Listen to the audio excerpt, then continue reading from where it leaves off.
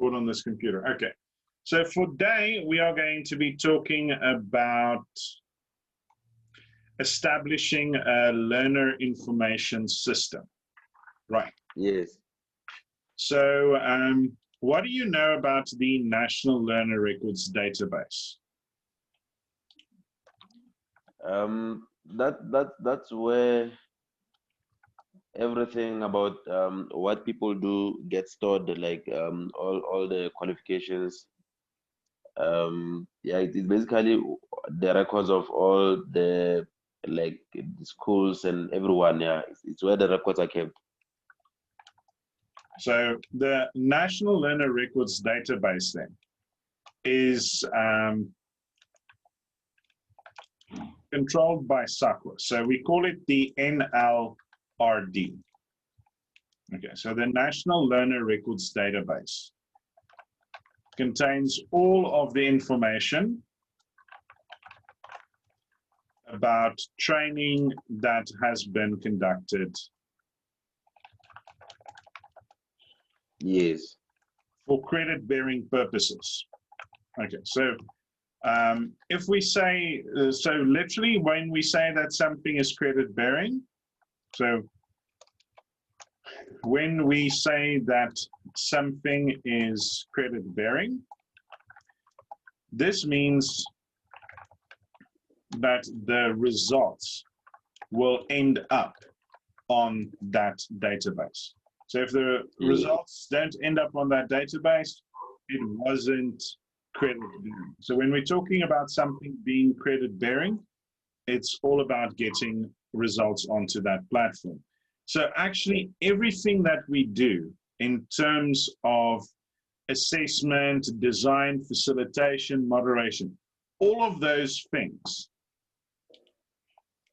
then exist to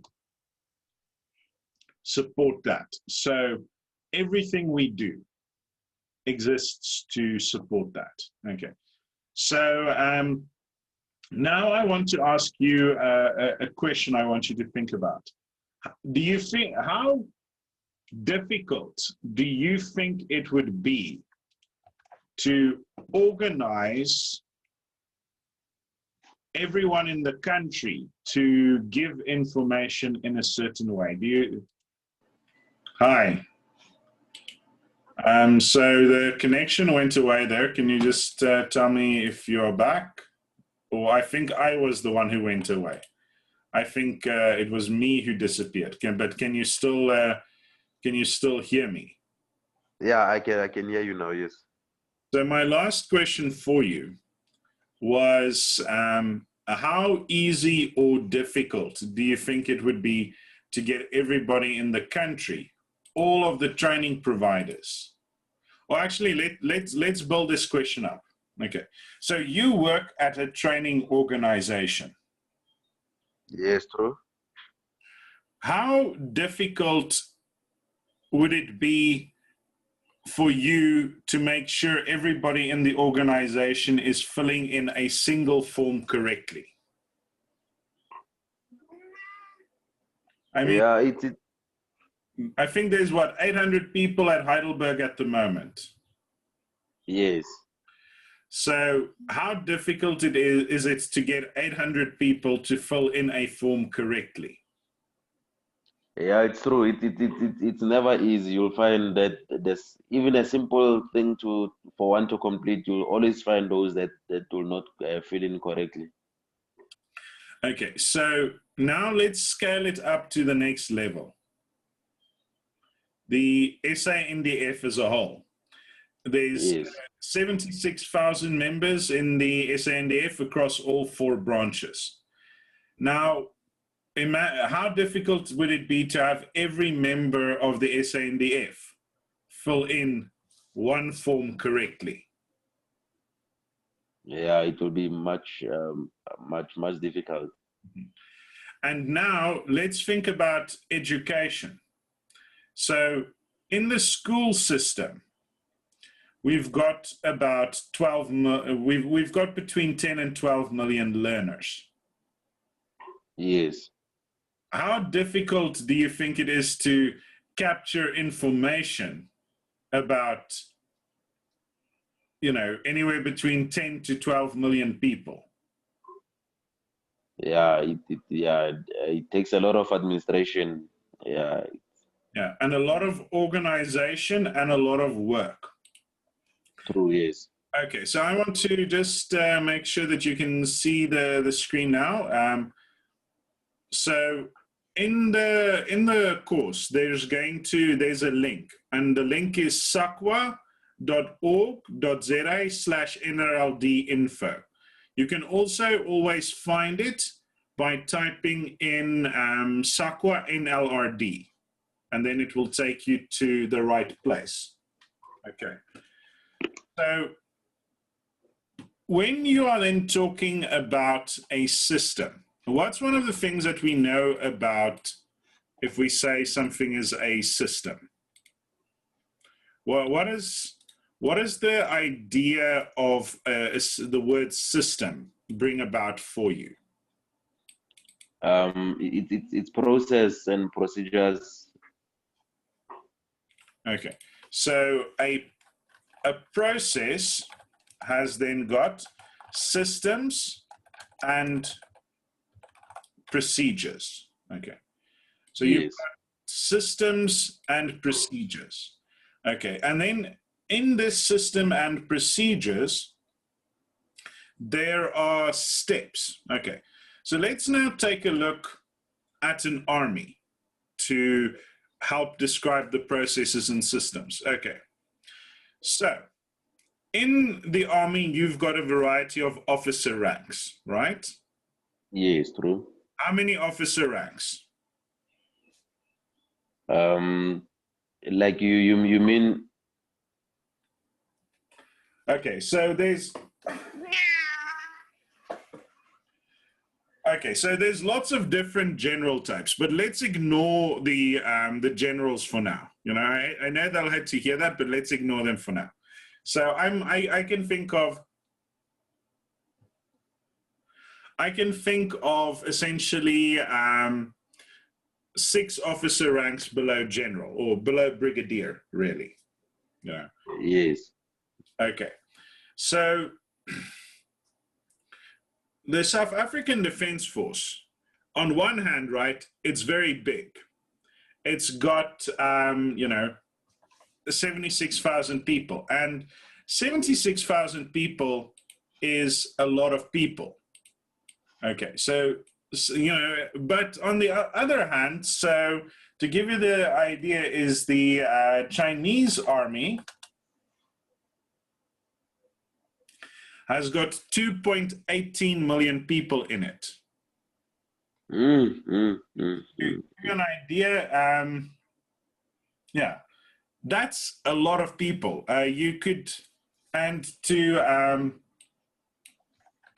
In World War II, the largest army was the army of the Soviet Union, with 21 million people in them. That's if you took half of the 40% of the people in the country that we have right now, and you put them in a uniform.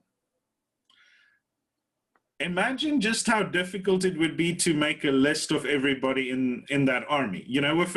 With 70,000 people, you can make up a list with 70,000 names on it. But do you have any idea, even if you do it in Word with or Excel? Yeah. Do you have any idea how long 20 million people in an Excel list is going to be? It's going to be incredible.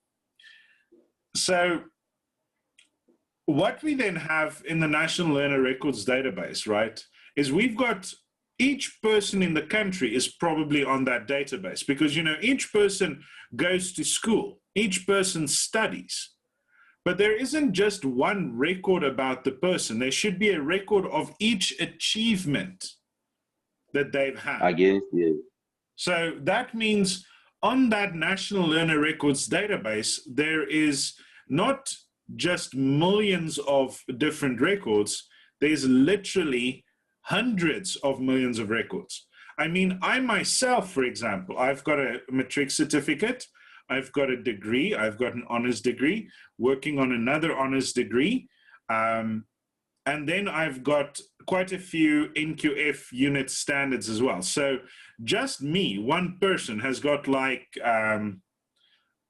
40 something different records. So 50 million times, say, 40, whoop, it's very big. So when we're then talking about the systems and the processes, so you are a lieutenant. Immediately above you, you've got a captain. And immediately above the captain, there is most likely a major. And then above the major, there is a lieutenant colonel. And then above that, there is a colonel. Okay. So, but below you, then there are some people as well. Yes. Okay. So now I'm going to ask you, in terms of our learning system that we've got in South Africa and that you've gotten some experience with, is what are the different levels? Just like we've explained where you fit in as a lieutenant. So what are the different kind of steps, the different almost bodies or levels that you can think of in our education system? Where do we start? What's the kind of the bottom result or the bottom element? Oh, you mean like specifically here in the training environment, or you just mean in general, like general practices of South Africa? No, in the NQF system, what's the most basic thing? What's the most basic involvement you can have with the national qualifications framework in South Africa? It is the one about the Umalusi. Okay, well, no, that's true. But what I was actually trying to get to is the lowest person on the totem pole is the learner, right? Yes, yes. That's at the bottom. Okay, so the learner interacts then with who? With the facilitator. Okay, so then we've got the step of the learner is then working with the facilitator. But remember, in the NQF, we don't have a requirement for a learner to be registered. What type of educator needs to be registered? What? Yeah, the assessor. The assessor, yes. Okay. I know these aren't really the proper symbols for people, but I don't want to waste too much time finding the proper symbols. Okay, so then what do we have above the assessor? Is the moderator. Okay, so the moderator. So I just want to make sure you can see kind of what I'm putting on the screen, and you can also see what I've got to put up with, because this is a different cat. This isn't the same cat. This is 2 out of 3. So you might see number 3 at some point as well. Okay, so we've got the learner, assessor, and moderator. Now these 2 people, all of this is now taking place inside what organization? What's the organization that we've got there? Where will these people be interacting? Okay, so what company am I at? Audit Campus. And what is Audit Campus? What type of a company is it? It's an education training provider. Mm-hmm.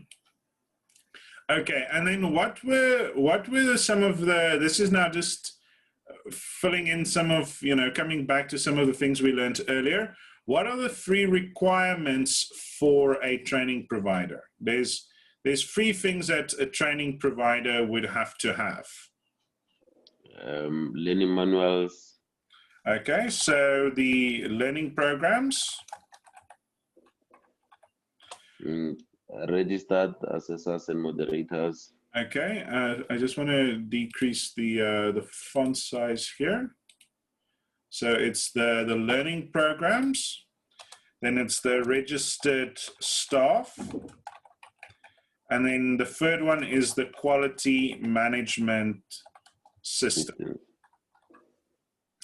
Okay, so the reason why I'm bringing it up, right, is because each of there's records then involved with this. So one training provider can't offer all training, right? They can't offer all training courses. It's just not possible. So each training provider can only offer certain programs. Yes. Assessor and moderator can only moderate certain training programs. Okay. So this then is, you have a data set about the learner. So what data do you think you would need to have about the learner? The learning needs.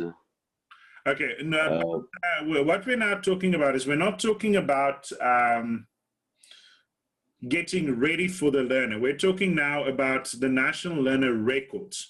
So once the person is finished, so for example, I'm now looking at you. Who am I looking at? Myself, Justice. Okay, so that's Justice. And then what do you else have? What else do you have? Don't you have a middle name and a surname? Yes, I have the names, other names and surnames, yeah, and surname. Okay. And then you also have something that is 13 characters long and belongs just to you. Nobody else can have it. It's 13 characters long, and it starts with your ID, yes. Okay. So on your learner, what you need about your learner is who they are. Then what else do you think you need to know about the learner? The profile system, profiling. Mm-hmm. Okay, so this then is what we call your biographical information. Yes.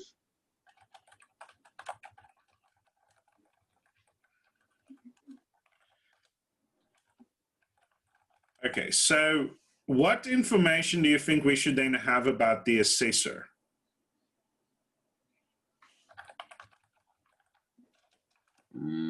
About the assessor, it will be the qualifications with which they be bearing. Mm-hmm. So you need the assessor, you need the assessor's biographical information, you need the list of what the assessor can do. Then also you need to have the assessor linked to the training provider. Yes.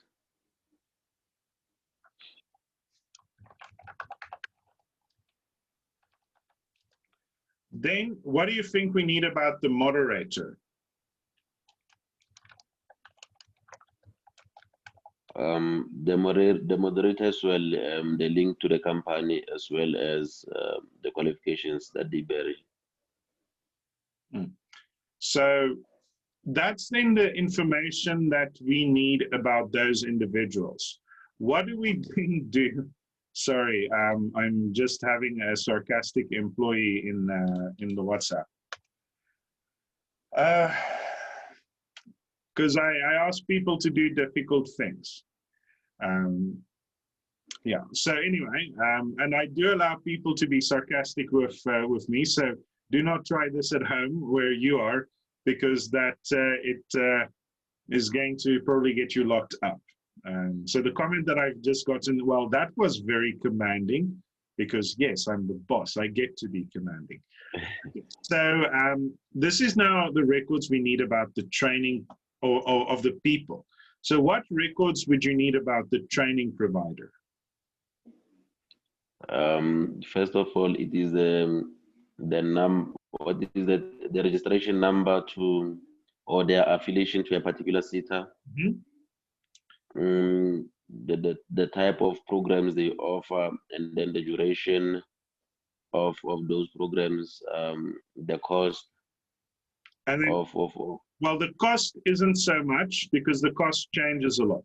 The place where the training provider is. yes. Okay. So this then are these records. Okay. So to who does these records then go?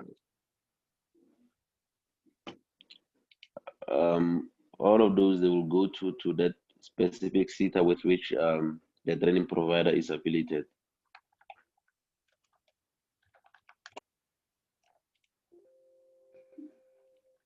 Okay, so it then goes to the ETQA. So why do you think it would go to the ETQA first? Why don't we just send it directly to the National Learner Records database? Yeah, I think it's more about independence check, because of a training provider is assigned a particular SETA to minimize a lot of administration, to just to having one channel. They are just the middle lines of for independence check purposes. Yeah. So this then comes back to that same idea of the army. So at the head of the army, you've got the general. The general wants the people to go somewhere, right? But he doesn't open up every soldier to say, listen, I want you to pack your bags, I want you to go there. So let's say we wanted to deploy an infantry regiment to Cape Town. That decision gets made by the head of the army. Who do you think the head of the army would then give that instruction to? Or, okay, the president makes the decision. He wants all of the members of the 1st South African Infantry Regiment to go somewhere. The president has made that decision. Who does the president then tell? The minister. Okay. And then who does the minister tell? The chief of the chief. Yeah. Okay. Yes. Chiefs give their instruction to, specifically, the 1st Infantry Regiment belongs to the army. So the chief, they would then give the instruction to the general officer commanding the army. Who would he then give the order to? To the person in charge at infantry, at the infantry formation. And then from the infantry formation, it goes to the unit, that specific unit. The officer commanding. And then the officer commanding gives his officers the instructions. His officers give all of their yes. So that way you've got one thing that happens that gets passed along. So training provider gathers the information from the learners, the assessors, and the moderators.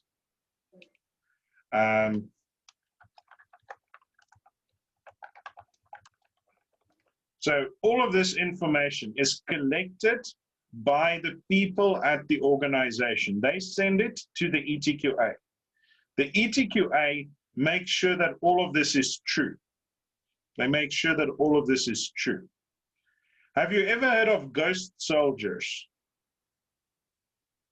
Not really. Okay.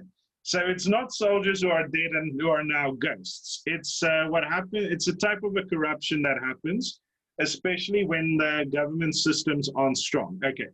So you're now the general of the army. And now I'm like, say, a colonel. So I've got my own regiment. You're paying me for 3,000 soldiers, but you never check up that I do have 3,000 soldiers. So how many soldiers do you think I really have? I just have enough soldiers to do the parade. And then if I have to do a big parade, I just march them around the block. So I've got like 300 guys pretending to be 3,000 guys just by walking around the block, you know, on the parade. So if you don't check things,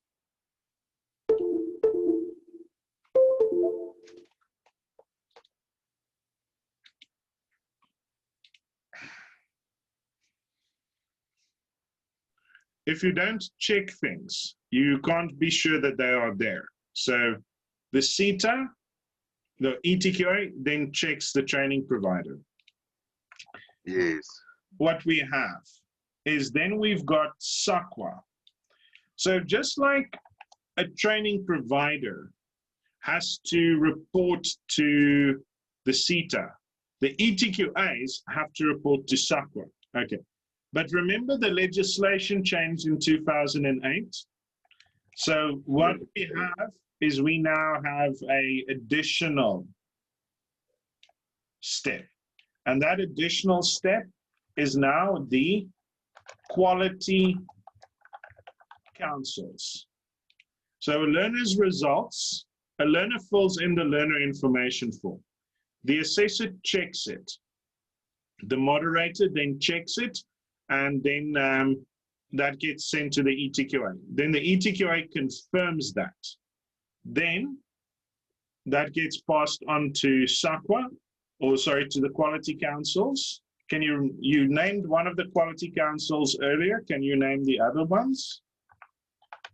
The QTCO. And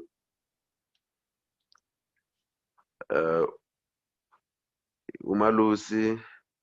That's the one you mentioned. What's the last one? It is the Q. It's Q, and it's got to do with the universities. Of higher, yeah, I know, but it's also Q, yes. Quality Council for Higher Education. Yes, yes. Okay.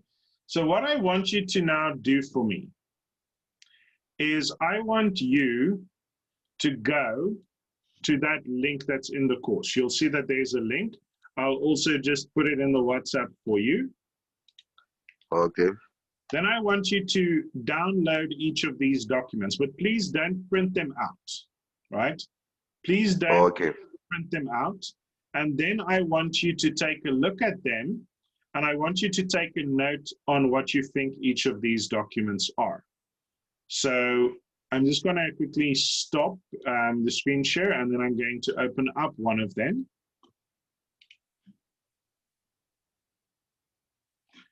Okay, so this one, and I'll share the screen now.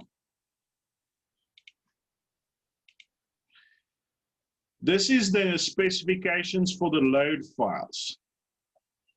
So this is the instructions for what must be in a learner information, what must the records exist, what must the records look like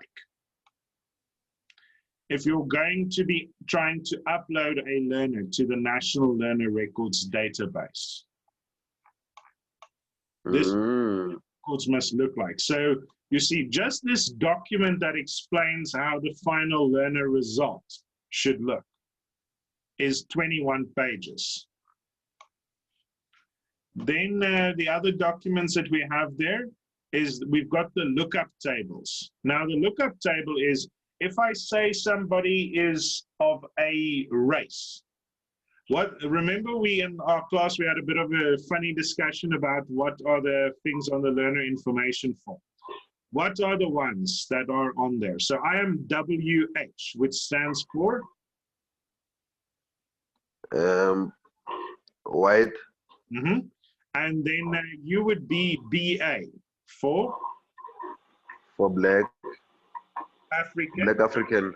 and then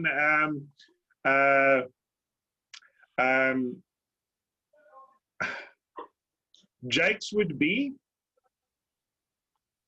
Colored African. Yeah, he'll be colored. yeah, it'd be BC. And then if we had an Indian person, they would be BI. So Black African, Black Colored, Black Indian. So all of Yeah. that is then in this lookup table. This document then is the minimum standard for the data load. The data load is then what goes on. This list over here is the list of all of the training providers. So you'll see Audit Campus is on there. Then we've got a list of learning programs. Then we've got a letter for large Okay. cover letters, dormant qualifications, learnerships, deceased people, permission to hand over to the QCTO. And then we've got these training manuals for the software that they use. So I want you to download each of these documents and save them in a folder called National Learner Records Database. This then is something that I want you to then write me a little paragraph over each document. And in this paragraph, I want you to write why you think that document exists and how you as a training provider would be making use of that document. And it'll be okay if you can say, and some of the answers you write, I don't think this matters to me. But then next week, you're not going to upload this document, but next week you and I are going to talk about them. Okay, all right. Okay. So do you have any questions for me?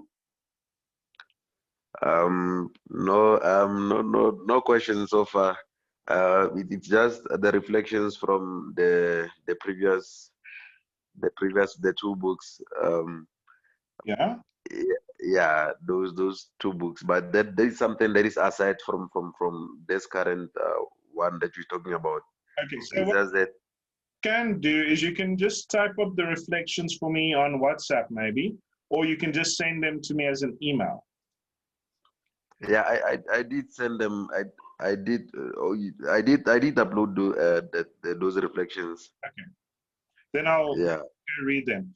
I've just, like I said, I've not been having a moment's peace. I've been trying to do too much all at once. But Yes. I want you to then look at these ones because that's going to be our next assignment, because you're going to have to do things like draw up a learner information form, the records that you would want to be keeping at your own training provider. You would be drawing these documents up based on what we've got here. Yes. Okay, so then I see you again next week, and I'll be uploading this video as soon as I've finished all of my classes and things for the day, which should be around 2, 3 o'clock if you just want to watch them. But this link, I did send it to you on WhatsApp, and you can find it by typing SAQA NLRD specification in Google, and it will take you here. All right. No, it's fine. I saw it. It's already there. Yeah. Okay, great. So then I'm going to stop the share, and then I'm going to say, if you've heard the news, somebody very famous has gotten sick. So if somebody famous who has access to some of the best doctors in the world can get sick, and he's in hospital right now. He's literally in the hospital. He's that sick. So what do I always say? Wash your hands. Wear your mask. Stay safe. Stay at home. This is Dirk Reyneke, and I'll be seeing you again soon. So take care. Bye.